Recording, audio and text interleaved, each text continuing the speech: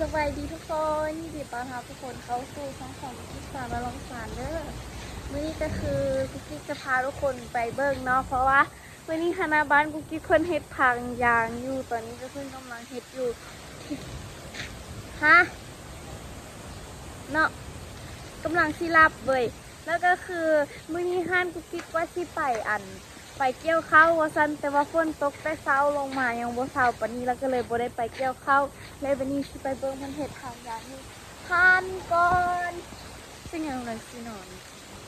ไม่ใช่สินอนอยู่แม่โทรมาบอกที่นุ่งเครื่องใหม่แล้วก็มาใหม่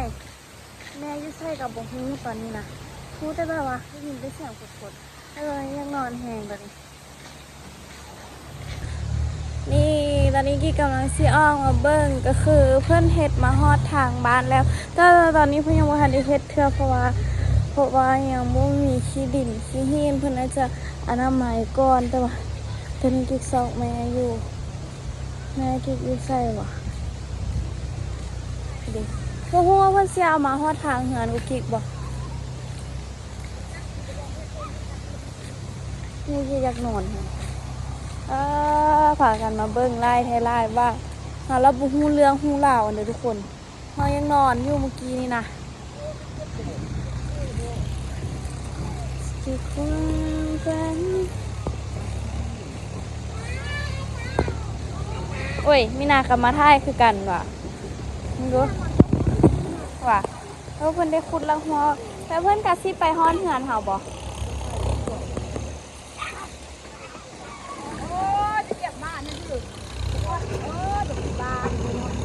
เยี่ยมมาก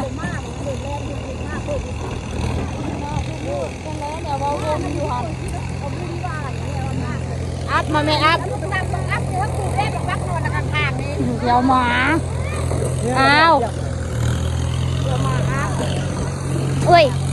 ยานรถคุณมีนาไปอยู่คุณนะมีนาเราพอยาน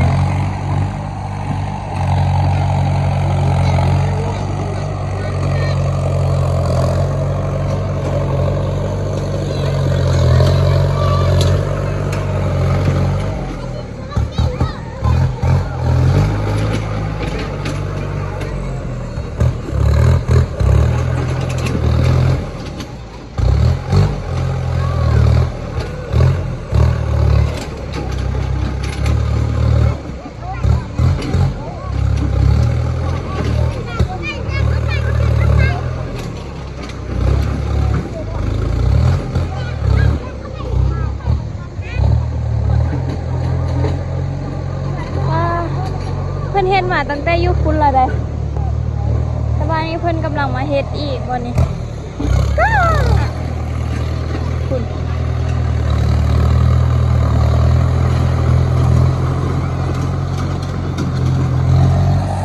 เขายังว่างนอนอยู่เขายังนอนอยู่เมื่อกี้นะ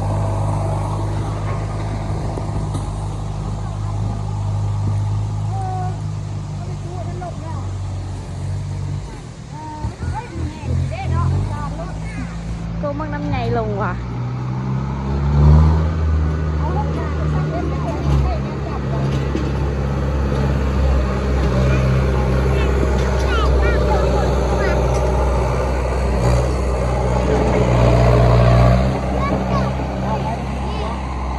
เอามาพี่ไปขุ่งเพิ่นน่ะป่านเฮ็ดสวยเพิ่นนี่เพิ่นคือเพิ่นไปบ่ฮ้อนเหือนกูคิกได้ทุกคนฮอดแต่แถวนี้นี่บ่ฮ้อนเหือนพอดีจุหน้าเหือนแล้วก็เบิดแล้วก็ไปคืนที่สิไปเอารถจักรก่อนนะสิพาขี่ออกไปเบิ่งนี่น้องเลยว่าสิเป็นยังไงนี่รถจกแล้วแม่นไปทางนาพูล่ะอันนี้เราแม่นรถไทย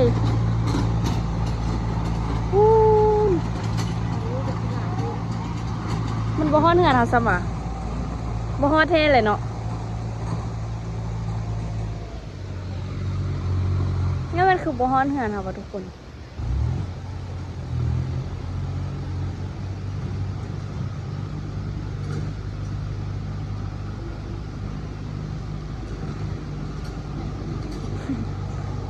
บ้านเฮามีทางยางแล้ว อันเก้อมาแม่เก้ออย่าไปขวัญรักให้เพิ่นได้ไปไหมมาไอเอ้ยไม่นะไปที่ทานเอิ้นอายแน่มาแม่เอาไหมเอ้ยไม่นะเบิ่งยางรถหลงไอบ้านเฮามีทางยางแล้วชาวพุ่นวังมีคารองสิขึ้นแล้วเนาะมีนาสิเอาลูกสาวลูกชายนี่นะกระโดดขึ้นแล้วขับบ้านนึงจะเป็นช่องบ้านแม่นแล้วแต่ว่าอยู่ทางเฮือนเฮานี่ยังบ่ทันขึ้นเพราะว่าเฮือนเฮาหันอันยางบ่กายหน้าบ้านเฮือนเฮานะเอ้ยไอ้มาแม่มันไปเรียนลัดรถลินอยู่ถึงพุ่นน่ะไอ้เกอก็มาไอ้มันอายานรถต้องขับไปไปเฮ้ยซีขี่รถขึ้นไปให้ทุกคนเบิ้งที่ทางถึงคุณเดียวว่าซีเป็นยังไงเอารถก่อนแล้วซีพาไปเบิ้งมันจะเป็นไปได้ทุกคนมาเบิ้งทางนี้แม่กิ๊กหากับมาเห็นมือเสานี่คือเพิ่นทางออกแล้วบนเลยอันนี้เมื่อวานนี่ยังบ่เห็นอันนี้เพิ่นทางกับมาเห็นมือเสานี่ที่บอกเด็กมั่งแม่มั่งคนทางแม่บอกกว้างๆนึงเดี๋ยวจะน้อยเดี๋ยวก็ซีเป็นทางอย่างไปแล้วทุกคนรอประมาณท้ายเดือนนี้ก็น่าจะแล้วแหละมั้งนี่โอ้ยไม่สิได้ทางอย่างแล้วถ้าเอาสิเขี้ยวไว้เบิ้งอยู่เนาะซื้อทุกคนแต่ว่าทางนี้เพิ่นเฮ็ดแล้วเบิ่นล่ะขุดเบิ้งเขาไล่เนาะตัวนี้เนาะแปลกๆเนาะต้นไม้ใหญ่เพิ่นเอาออกเบิ่นเลยได้เด้นี่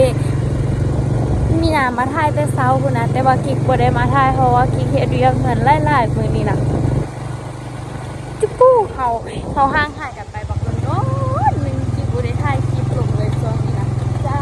บ่ทันเลยทุกคนกิ๊กไปเรียนเพิ่มมันบ่ช่วงนี้กิ๊กเรียนเพิ่มแล้วกิ๊กบ่มีเวลาถ่ายคลิปกิ๊กได้ถ่ายได้ตอนที่กิ๊กบ่มีเรียนเด้ทางข้างอันนี้มันแป้นเบิดละได้เดี๋ยวบัดนี้ไปเรียนเพิ่มมากิ๊กก็สิบ่ย้านพี่แล้วบัดนี้เพราะว่ากิ๊กซิ่งได้แล้วทุกคนนี่เดี๋ยวสิพาไปเบิ่งทางโนนจำปาทุกคนทางโนนจำปาหั่นแห้งฮู้ว่าอันนั้นเลยอันนั้นอ่ะแห้งแป้นและแป๊ดเลยแถวนี้ก็แป้นและแป๊ดคือกันเลยฮู้ไหมแป้นและแป๊ดเดี๋ยวเฮาสิฟ้าวถ่ายคลิปแล้วกิ๊กสิไปเสียบานต่อเลยนี่ทุกคนกิ๊กกำลังกิ๊กกำลังติดตามบานอยู่บานของประเทศไทยบาน74หั่นน่ะกิ๊กติดตามอยู่ได้หั่นน่ะติดตามเบิ่งโรงเรียนหม่อนทองเนาะทุกคนเนาะแม่นบ่อ่ะพี่ก็บ่ฮู้คือกันเด้อว่าพี่ก็ขอโทษนำมันแม่นโรงเรียนหม่อนทองว่ะอันเด้อบุลืมละมีได้เห็นใน TikTok เพิ่นว่าหม่อนทองหอมหวานแต่ว่าน้ำโคตรเจ็บหั่นนะนี่อันนี้กำลังขี่ออกมาทางนอกเนาะทุกคนเนาะทางก็บ่ได้เปื้อนปานใดอันนี้จักเพิ่นเฮ็ดคุ้มยังวะเห็นเพิ่นขุดไว้คุ้มรีระเบิดบ่จ๊ะอ๋อน่าจะเป็นคุ้มระบายน้ำนี่อันนี้เป็นทางขึ้นภูทุกคนทางขึ้นภูจะเป็นประมาณนี้เห็นบ่โอ้ยเสียงรถนี่เนาะเพื่อนสิเฮ็ดมันต่ำเลยทุกคนรู้สึกว่ามันต่ำลงเลยโอ้กิ๊กลืมกดเล็กขับรถขึ้นภูเล็กซี่ไว้อืดเป็นอืดเลยจักค่ะนี่เฮ้อันนี้เป็นบริเวณทางโนนจำปาคือมันคือว่าปูแม่นโนนเลยเนาะจากตอนที่สูงตอนที่พอตู้กุกิ๊กรถล้มพูดแหละพอตู้กุกิ๊กรถล้มแถวนี้แหละจากที่ผูสูงจากจนเฮ็ดให้พอตู้รถล้มจนเสียชีวิตอยู่บนนี่แหละแต่ว่าตอนนี้มันเริ่มเตี้ยลงมาแล้วเจ็บแขนดิเป็นประมาณนี้แล้วบัดนี้นี่แป้นเลิศเติร์ดเลยมันแป้นไปเลยได้โอ้ยดีใจในบ้านในทางไม่แล้วอย่าไปโรงเรียนเฮากะซีเกิร์เฮากะซีโบแดงแล้วเฮากะซีได้ไปโรงเรียนไว้ละเกิร์กะซีโบแดงเครื่องกะซีโบแดงแล้วทุกคนตอนนั้นท่านมือนากิ๊กสิถ่ายให้เบิ่งเด้อหลังจากที่กิ๊กจะกลับมาจากเหือนนาว่ากิ๊กเป็นเอาได้เบิ่งแม่หนทางตอนนี้ทางเละเทะอยู่ดิมันออกมาฮอดนอกทางพี่กอเดี๋ยวไปเบิ่งออโต้ยูเหือนบ่นี่โตกลับจากไทยเราบ่ เอาโต้มาเบิ้งทางเข้าบ้านนี่ไงแฟนเลิศเติดเลยเอาตีตาเลี้ยวออกทางด้านซ้ายมือเพราะว่าถ้าเราไปขวามือมันสิไปทางตัวเมืองไปทางซ้ายมือเพราะว่าไปเฮือนออโต้น้องออโต้มาแล้วบ่ยานว่ายังบ่ทันมาเด้ทางเปื้อนแหงทางเมื่อกี้นี่นะเขาก็เก้งเติมของครับมือเดียวออกมาเลยทุกคน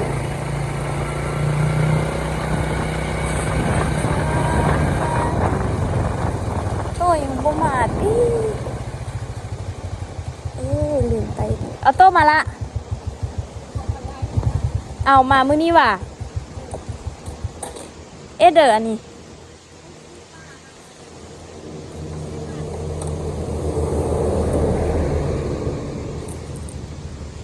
คุณแม่ป้าขวปลาออกมาเต้นนอกทางออกมาเต้นในบ้านออกมาเต้นนอกทาง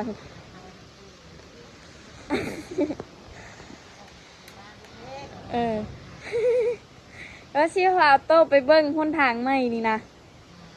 แม่ป้ายังบ่ทันได้เข้าไปเป็นเหรอ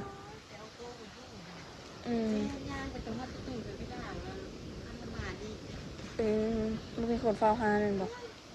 ไม่ได้ไปสิเดอเลยนั่นบอกอยู่แถวนี้ตื่นเช้าเปิดหานปิดหานเนาะดีแต่บ่ได้คนเครื่องซื้อเนาะ ให้เบิ้งทางในบ้านแม่เฮ็ดแป้นเลิศเติดเบิดเลยได้บักกวงๆไหมปะ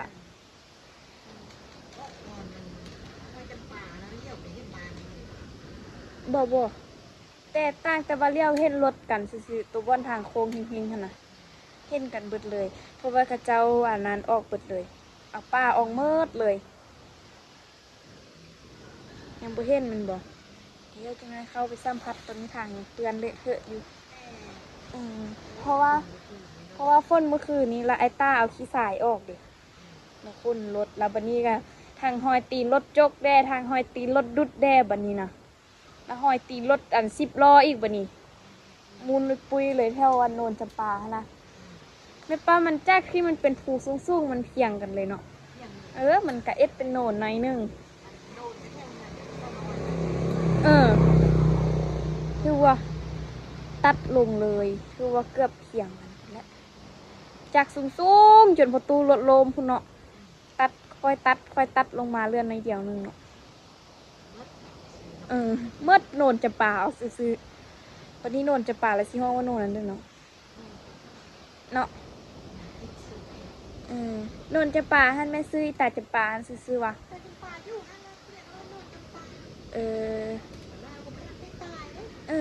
คือว่าแม่ลาวอันตายแล้วเฝ้าอันนั้นฮันเนาะที่จริงแล้วแม่เจ้าของดินนะซื้อจำปาเพราะว่าโดนมาที่ลึกแล้วคนตายแล้ว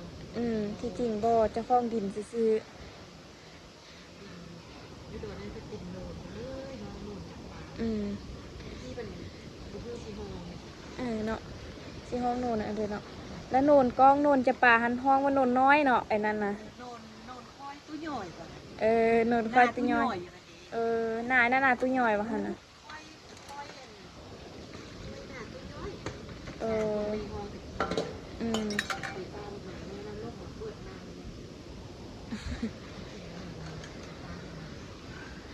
งานเฮาไฟฟ้าบ่มาฮันนะทางน้ำห้องน้ำกับบ่มีน้ำห้องไอเด็กกับบ่มีเงินขวดกับบ่มีเมื่อคืนนี้เพิ่นกินเบียร์ทองควายกองเอาเหยาะอยู่หันบ้านลูกกับบ่มีเห็นบอกโอ้ยได้มาล้างน้ำพิมพ์แบบนี้ไฟฟ้ากระดับตอนช่วยๆคุณบอกอันนี้แบตโทรศัพท์กับกำลังสิดับอันนี้นะ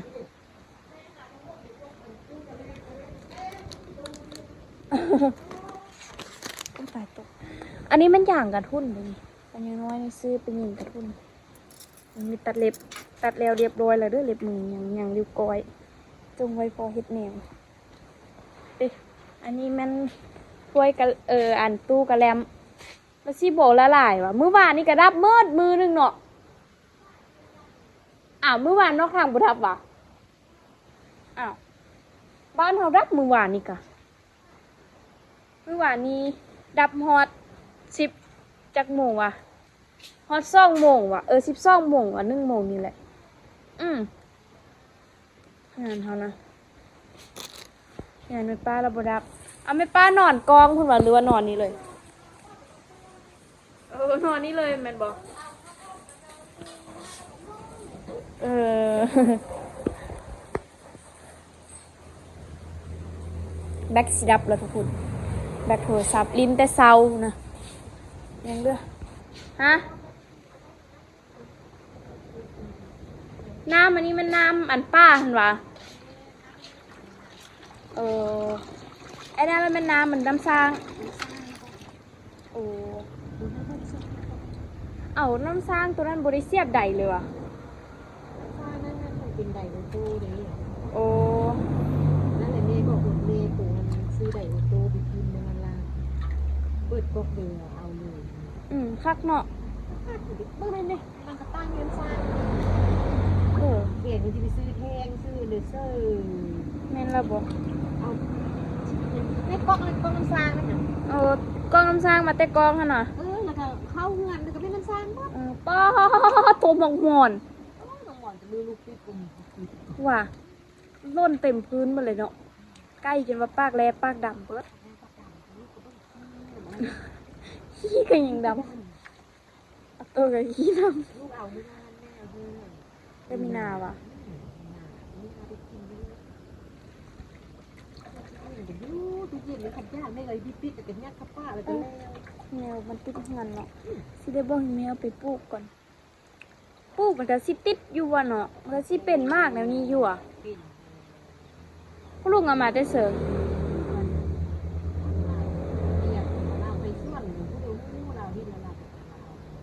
โอ้บุแม่นตาเนาะตาแล้วว่ะเอาลูกกับไปที่กูเลยย่านมันเป็นพันบ้านนะ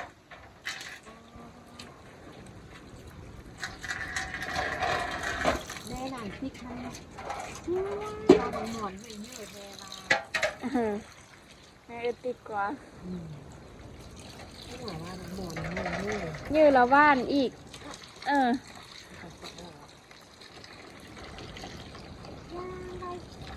เอ็ดปลาตากแดดว่ะ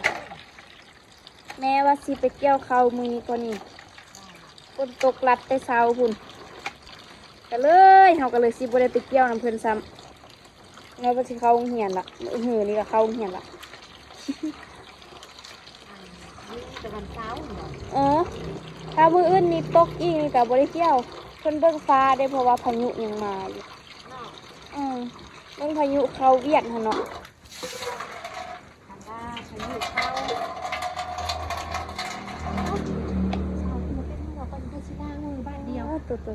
ตัวปลาเอ็ดปลาปิงทบผมแพนโอ้ยเนาะว้าวเป็นข้อเป็นความจะเคลือเว้ยเฮ็ดปลาแห้งเฮ็ดปลาแห้งเนาะ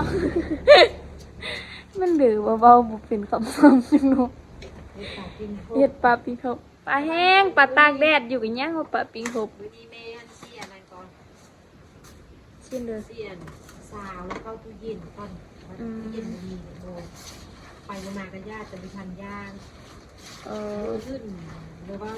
ตอนในกระย่างดังไปนะนึ่งข้าวนึ่งน้ำเลยย่างแซ่บได้ป่านี่งานนี้เป็นป่าเขาไม่ปลามันได้เนาะงามนี้นะงามนี้แม่ป้าคูณเพิ่นกะเกี่ยวเข้าแล้วเพิ่นกะปีนี้ผ่ากันได้เข้าน้อยขนาดเนาะเพราะว่าทางเสียงข่วงอะไรเนาะเขาดำนาแสดงเบื้องน้ำซ้อเอาขนาเข้าไปแล้วมีที่ดินมาท่อแม่นระบบเขาเห็นเข้าเนี่ยเป็นเดินเดงลงเลยอันระบบเขาที่เป็นบอดี้เกี่ยวเห็นเมตูวันนึงแต่อีต้นนะเขาทายลงไปคูดเอาขี้ทรายหันออกปุ๊บเอาเขาขึ้นมาคืนแต่อีต้นเนาะดีแรกเราเคยได้60เราไปสร้าง10ไปซื้อตื้มน้อยนึงเนาะแล้ว ปีนี้ข้าวแพงแล้วทุกคนปีนี้เนาะมันข้าวผ่ากันมามันเบิด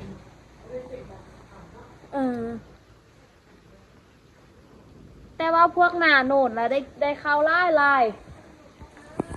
แม่นละบ่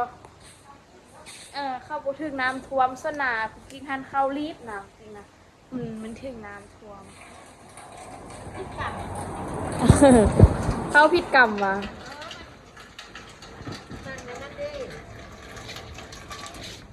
มันคือผ่าแล้วอันนั้นมันรวมมันคิดกันตัวโค้งตัวบกโค้งตัวอันซุกตัวบซุกกระดิ แม่นละบ่ สบายน้ำรวมมา หน้าแม่เขาก็เป็นอย่างสั้นละบ่บางบอนกระสุบบางบอนกระบ่สุบ ว่าเข้าคิดกัน เข้าผิดกรรม มันอันตอนมันเป็นมาแลอันน้ำท่วมมันตอนเข้าอันมันกำลังเป็นดอกหั่นน่ะเนาะมันกำลังมีดอกไม้อยู่ถึงอยู่นะมีเกสรค่ะแล้วมันมาท่วมเซอร์ขี้ตมติดเต็มบางห่วง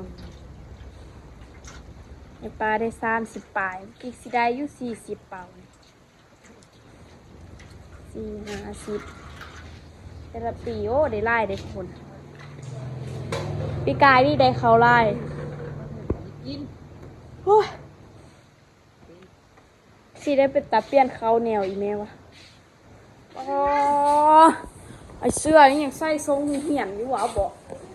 โอ้มือนี้ว่าเศร้าแล้วก็ยังใส่ทรงเหี่ยนเอามาเอาเสื้อวะเสื้อมาตัวนี้ตอนมันยังน้อยนี่คือสิเป็นตะแพงขนาดน้องมาตัวนี้เนาะเสะนี่มากัดขาอ๋อใส่คักแหงว่ะทรงเหี่ยนนี่ว่าลืมทอดเว้นบ่อาบน้ำจะบุจักครับ ไปมันเจ้าคล้องไปแล้วดิหันตอนมันยังน้อยนี่คือสิเป็นตะแพงขนาดน้องมาตัวนี้เนาะตอนนี้ข้นมันแดงอะตอนนี้คุณนำอันแกล้มแม่ป้าก็เริ่มสิละลายแล้วจังน้อยเนาะโดนลาย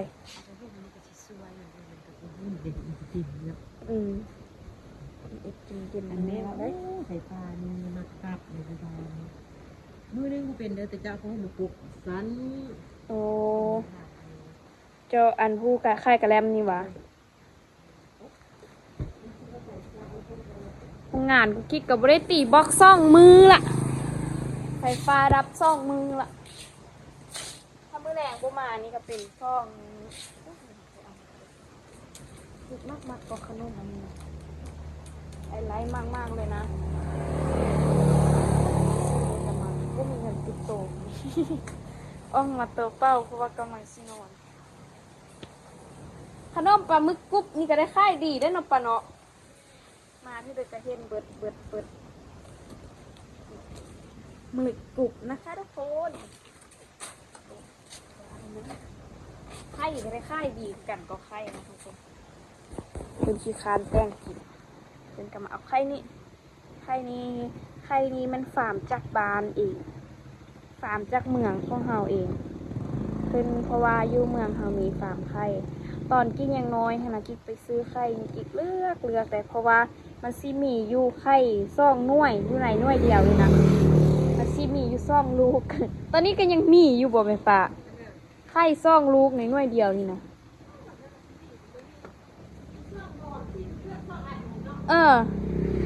โอ้ยตอนนั้นประมาณค่ายหันเป็นแนงเอาไว้ให้ตลอดได้ไข่ซ่องอันหันนะอุ้ยเสากล้วยซื้อเสากล้วยไปเฮ็ดยังกินวะมื้อนั้นคิดว่าแม่นรถเป๊ปซี่มือไปกินยุ่งเหียนคิดว่ารถเป๊ปซี่สะดอกบ่ได้อาดแกเบิ่งเอาคือว่านอยู่ว่ะที่จริงมันเป็นเสากล้วยเสากล้วยเสากล้วยอันละพันเดี๋ยวที่สิไปซื้อมันที่สิเอาไปเฮ็ดน้ำขิงอยู่เฮือนกันนี่โอ้ยเฮือนกูกิ๊กกับแป้นบ้านกูกิ๊กแป้นคือเดินเฮือนแม่อลานี่แหละป้าอันทางเข้าบ้านแป้นคือเดินเฮือนจุเพิ่นนี่แหละไม่มีต้นไม้เลยนี่ทุกคนเดี๋ยวมือนะหันกิ๊กสิบ่เฮือนเฮาไปบ่ฮอดเฮือนเฮาบ่ฮอดซ้ำฮอดแต่อันแถวห่อหันบอกอีกน้อยเดียวสิฮอดหน้าบ้านก็บ่ฮอดได้เพิ่นว่า เนาะไป